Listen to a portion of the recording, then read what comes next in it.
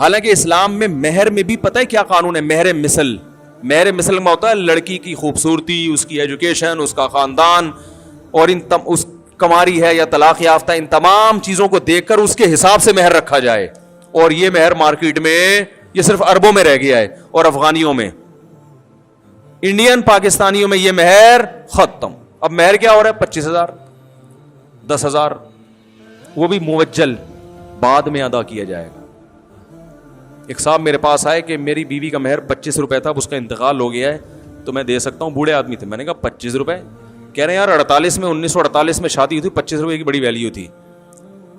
میں نے کہا اب اس تکلف کی کیا ضرورت ہے یار, خام خواہ میں مہر بھی دے دو گے اور آخرت میں سوال بھی نہیں ہوگا ہیں, تو اب نہیں دو تاکہ آخرت میں سوال تو ہو نا. 25 روپے دو بھی دو گے اور آخرت میں اللہ پوچھے گا کہ یار یہ 25 روپے کیا ہے, تو آپ کہو گے بھائی طے یہی ہوا تھا. تو فرشتے کچھ کہیں گے, پھر بولیں گے طے یہی ہوا تو ہم کیا کریں بھائی, اب تو یہی طے ہوا. کیا خیال ہے؟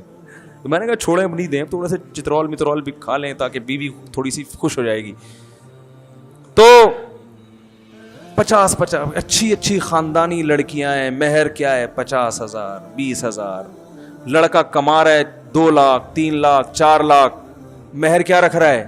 ارے 1 مہینے کی تنخواہ تو کم از کم. مہر کا تو بنیادی مقصد تھا کہ تمہاری جیب سے جب خرچہ ہوگا تو ایک تو یہ پتا چلے گا تم واقعی انٹرسٹڈ ہو شادی کرنے میں, فری پھوکڑ میں نہیں. فری پھوکڑ میں تو ہر آدمی ہر چیز قبول کر لیتا ہے, روکڑا جیب سے نکلے گا تو پتا لڑکی کے باپ کو یقین ہو جائے گا ہاں بھائی یہ انٹرسٹڈ ہے اور یہ رکھنے کے لیے کر رہا ہے, چھوڑنے کے لیے نہیں کر رہا. تو کم از کم 1 مہینے کی تنخواہ تو رکھو میرے بھائی, کم از کم, مرے سے مرا 1 مہینے کی تنخواہ تو دائیں بھائی ہلے نا, کچھ ہو گیا یار کچھ ہوا ہے.